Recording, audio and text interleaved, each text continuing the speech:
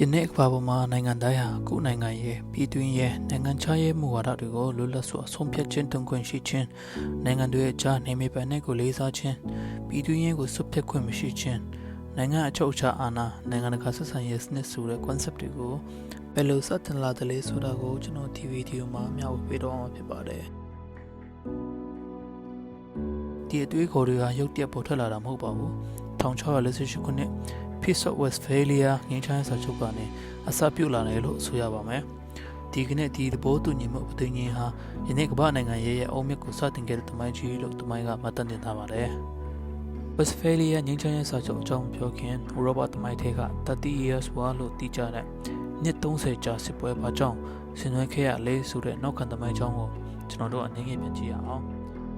19ရာစုမတိုင်မီကယခုခေတ်ဥရောပနဲ့အလွန်ကွာတဲ့ဥရောပကမ္ဘာတစ်ခုရှိခဲ့ပါတယ်။ AD 430မှာဂျာမန်မျိုးနွယ်တစ်ခုဖြစ်တဲ့ Visigoth အမျိုးတွေကရောမမြို့ကိုဝင်စီးပြီးတဲ့နောက်မှာအနောက်ရောမအင်ပါယာဟာနှစ်အနည်းငယ်တွေပြိုကွဲသွားခဲ့ပါတယ်။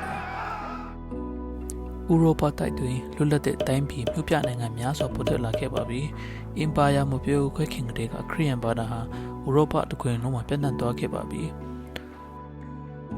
အနောက်ရောမအင်ပါယာပြိုကွဲပြီးနောက်ဥရောပတိုက်ကိုပြန်လည်စုစည်းနိုင်ရန် AD 800မှာတော့ရောမမြို့ရဲ့ပုပ်ဟမင်းကြီးဖြစ်တဲ့ Pope Leo III က Frankish ဘုရင် Charlemagne ကို Holy Roman Empire အဖြစ်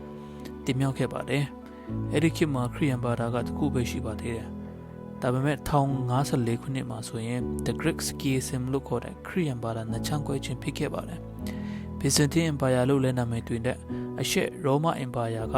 Orthodox Christian ဆိုပြီးတစ်ဖက်နဲ့ဥရောပနောက်ဘက်ခြမ်းကရောမမြို့ကဥဆောင်ပြီး Roman Catholic ဆိုပြီးနှစ်ချမ်းကွဲသွားပါတယ်။ The Greek Schism နဲ့ပတ်သက်ပြီးတော့ကျွန်တော်နောက်ကောင်းစဉ်တစ်ခုအနေနဲ့အသေးစိတ်တင်ပြဖို့ရှိပါတယ်။ဒီလိုနဲ့16ရာစုအစောပိုင်းချိန်တွေ Roman Catholic Church အထင်းမှာပဲနောက်ထပ်ခရစ်ယာန်အဖွဲ့တွေကိုထောက်ကွဲသွားခဲ့ပါတယ်။ဒီအဖွဲ့ကို Protestant လို့ခေါ်ပါတယ်။ဒီလိုနဲ့ဥရောပမှာ Roman Catholic Church ထောက်ခံတဲ့ Holy Roman Empire ထဲမှာအခြားသောခရစ်ယာန်ဘာသာတွေပြန့်နှံ့လာပါတယ်။ဒီဘာသာရဲ့အခြေခံမတူညီခြင်းကဥရောပတိုက်နိုင်ငံရေးအပြိုင်မှုကိုပိုပြီးအချိန်ရစေခဲ့ပါတယ်။ကက်သလစ်အမာခံဘုရင်တစ်ပါးဖြစ်တဲ့ဘိုဟေးမီးယားဒေသရဲ့ဘုရင် Ferdinand II ဟာ Holy Roman Empire ရဲ့အေဂရစ်ဘုရင်တစ်ဖြစ်လာဖို့အခြေအနေဖြစ်လာတဲ့အခါမှာအေဂရစ်ဘုရင်ရုပ်ော့ပွဲမှာမြေပေးခွင့်ရှိတဲ့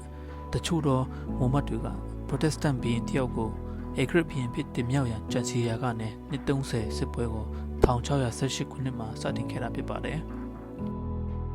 ယနေ့ကမ္ဘာပေါ်မှာဘိုဟီးမီးယားဒေသရဲ့မြေပုံကတော့မရှိတော့ပါဘူး။ဒီဘိုဟီးမီးယားဒေသဆိုတာကတော့ယခုခေတ်ဂျာမနီနိုင်ငံရဲ့အရှေ့ဘက်နဲ့ချက်နိုင်ငံရဲ့အနောက်ဘက်ဒီဒေသကိုပြောချင်းဖြစ်ပါတယ်။အဲဒီခေတ်ကဗမာပြည်မှာတော့တောင်ဝင်မင်းဆက်ဖြစ်တဲ့ဘီရင်နောင်ရဲ့မြေအနောက်ဘက်လွန်မင်းကြီးကဘီရင်နောင်ကိုလွန်ပြီးနောက်ဒူလဲခါနီတိုင်းပြည်ကိုပြန်လည်တည်ဆောက်နေရတဲ့အချိန်လေးဖြစ်ပါတယ်။1618မှ1648ခုနှစ်ထိ Holy Roman Empire နေမြေဖြစ်တဲ့ယနေ့ခေတ်ဂျာမနီထဲမှာနှစ်30ကြာစစ်ပွဲကြီးကိုအပြင်းထန်ဆင်နွှဲခဲ့ရတာဖြစ်ပါတယ်။ခရစ်ယာန်ဘာသာခံယူချက်ကွဲပြားခြင်းကြောင့်စစ်ဖြစ်ရခြင်းဖြစ်တယ်လို့အပေါ်ရနားလေလို့တော့ရပါတယ်။သို့ပေမဲ့လည်းဥရောပမှာအင်အားကြီးမျိုးနွယ်တွေအကြားနိုင်ငံရေးအားပြိုင်မှုနဲ့အခြားသောပြဿနာများစွာကြောင့်လည်းဖြစ်ပါတယ်။စစ်ဖြစ်ရခြင်းအသေးစိတ်ကိုပြောရရင်အချိန်တော်တော်ယူရမှာဖြစ်တဲ့အတွက်ခရစ်ယာန်ဘာသာခံယူချက်ကွဲပြားခြင်းကြောင့်စစ်ဖြစ်ရခြင်းဖြစ်တယ်လို့ပေါ်ရနားလည်လို့ရပါတယ်။ဒါကတော့ Catholic versus Protestant လို့ခေါ်တဲ့ Roman Catholic မဟုတ်တဲ့အခြားခရစ်ယာန်တွေလို့ခြုံငုံပြောလို့ရပါတယ်။ဒီမှာပင်တစ်ဟာတိကျနိုင်ငံဖြစ်ပြီး Catholic ဖြစ်ပေမဲ့ Protestant ဘက်ကနေဝင်တက်ခဲ့တာဖြစ်ပါတယ်။ဘာကြောင့်လဲဆိုတော့ Holy Roman Empire ရဲ့မြေမျိုးဆက်ဖြစ်တဲ့ Habsburg Dynasty အင်အားပိုကြီးပြီးယူရိုပတစ်ခုလုံးရဲ့နိုင်ငံရေးကိုထိန်းချုပ်သွားမှာကိုမလိုလားတော့ကြောင့်ဖြစ်ပါတယ်။ဒါကြောင့် Habsburg Dynasty ရဲ့ရန်သူဖြစ်တဲ့ Protestant ဟာပင်တစ်ရဲ့မဟာမိတ်ဖြစ်လာခြင်းဖြစ်ပါတယ်။ဒီလိုနဲ့ Holy Roman Emperor Ferdinand II စပိန်တို့ကတစ်ဖက်ပြင်သစ်ဆွီဒင်နဲ့နယ်သာလန်ပြီးတော့ဂျာမနီပြည်နယ်တို့ကတစ်ဖက်နဲ့စစ်ပွဲကြီးကိုဆင်နွှဲခဲ့တာဖြစ်ပါတယ်။စစ်ပွဲကြောင့်နဲ့စစ်ရေးအကျိုးဆက်ကြောင့်လူဦးရေ8 တန်းနီးပါးတည်ဆုံခဲ့တယ်လို့ဂျာမန်ယဉ်ကျေးမှုဌာနအချက်လက်ရသိရပါတယ်။နှစ်30နီးပါးတစ်ဖက်နဲ့တစ်ဖက်တိုက်ပွဲပြင်းထန်စွာတိုက်ခိုက်ခဲ့ကြပါမယ်။အနိုင်ရှုံးမပေါ်ခဲ့ပါဘူး။ ဆွီဒင်ဘီယင်ဂူစတာဗတ်စ်အဒါဖိုစ်ဟာစစ်မဲ့ပင်မှာစစ်တပ်ရင်ကြာဆုံးခဲ့ပါတယ်အေဂရဘီယင်ဖာဒီနန်တစကန်အပါဝင်စစ်ကြီးစခဲ့တဲ့စကောင်းဆောင်အလုံးဒီပါလဲစစ်ကာလမှာအကွဲလုံးသွားကုန်ပါပြီနေရှေများစွာတိုက်ခတ်ခဲ့ကြပါမဲ့အရှုံးနိုင်မပေါ်သည့်အပြင်နှစ်ဖက်စလုံးလည်းစစ်ပန်းလာခြင်းကြောင့်တွေ့ဆုံညှိနှိုင်းရန်ဆုံးဖြတ်ခဲ့ကြပါတယ်ဂျာမနီပြည်နယ်တရားကျော်မှကိုယ်စားလှယ်တွေနဲ့တခြားစစ်မှပါဝင်တိုက်ခိုက်ခဲ့တဲ့ Holy Roman Agrippine ပြင်သစ်ဆွီဒင်စပိန်နဲ့နယ်သာလန်တို့မှကိုယ်စားလှယ်များဝက်စဖေးလီးယားဒေသယနေ့ခေတ်ဂျာမနီရဲ့အနောက်ဘက်ကက်သလစ်မြို့ဖြစ်တဲ့မွန်စတာနဲ့ Protestant တပ်တွေထိန်းချုပ်ထားတဲ့ Osnabrück မြို့တွေမှာတွေ့ဆုံညှိနှိုင်းခဲ့ပါတယ်။ဒါကြောင့် Westphalia ငြိမ်းချမ်းရေးစာချုပ်လို့ခေါ်ကြခြင်းဖြစ်ပါတယ်။ဒီတွေ့ဆုံမှုဟာတခြားသောတမိုင်းဝင်တွေ့ဆုံမှုဖြစ်တဲ့ Congress of Vienna, Treaty of Versailles တို့လိုမျိုးအစည်းအဝေးတစ်ခုတည်းနဲ့သဘောတူညီမှုစာချုပ်တစ်ခုတည်းထွက်လာတာတော့မဟုတ်ပါဘူး။ဒါကြောင့်ဒီတွေ့ဆုံမှုကနေ Westphalia ငြိမ်းချမ်းရေးစာချုပ်ဆိုပြီးတည်တံ့တစ်ခုတည်းထွက်ပေါ်လာခြင်းတော့မရှိခဲ့ပါဘူး။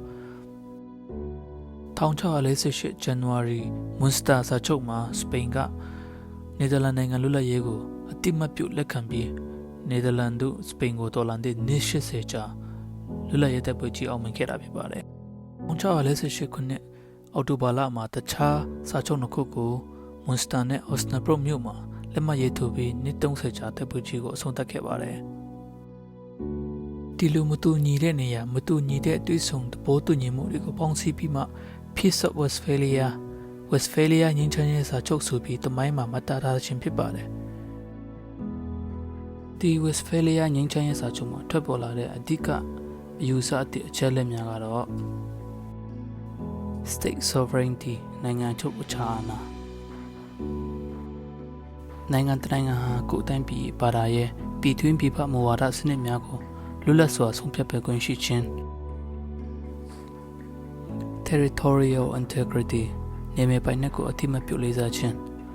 နိုင်ငံတနိုင်ငံရဲ့နေမြေပိုင်နက်ကိုအခြားနိုင်ငံကလေးစားသူမပြုခြင်း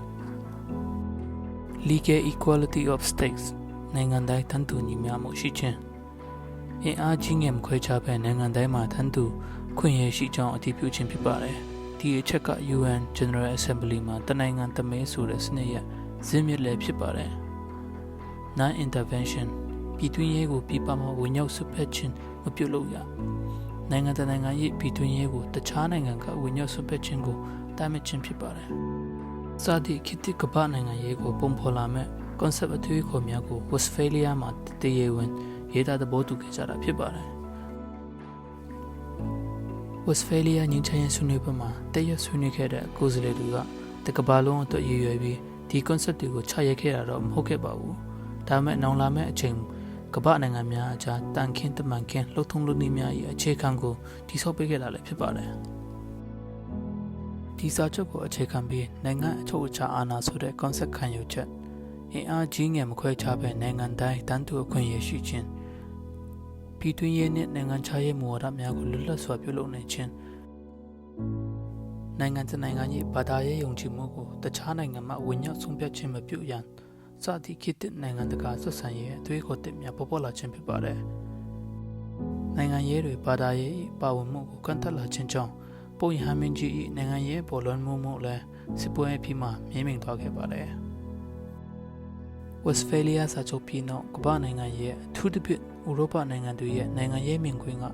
ချက်ချင်းပြောင်းလဲသွားတာတော့မဟုတ်ပါဘူး။နပိုလီယန်ရဲ့စစ်ပွဲဥရောပနိုင်ငံများရဲ့ကိုလိုနီချဲ့ထွင်ခြင်းကမ္ဘာစစ်ချီးများနဲ့နိုင်ငံတွေကြားစစ်ပွဲမျိုးစုံကြုံခဲ့ရပါတယ်။ယနေ့အထိနိုင်ငံတွေကြားပြဿနာများစွာတွေ့ရှိနေရဆဲဖြစ်ပါတယ်။ဒါပေမဲ့ကမ္ဘာငြိမ်းချမ်းရေးတည်ငြိမ်မှုရရှိရတဲ့ League of Nations, United Nations စသည့်ကမ္ဘာအဖွဲ့အစည်းများတည်ဆောက်ရမှာတော့ Westphalia concept ကိုအခြေခံ foundation ယူပြီးဖွဲ့စည်းခဲ့တာဖြစ်ပါတယ်။1962ခုနှစ်ကျူးဘားမစ်ဆိုင်းတင်မာမှုအချိန်ကဆိုရင် UN ရဲ့ကြားဝင်ညှိနှိုင်းမှုကြောင့်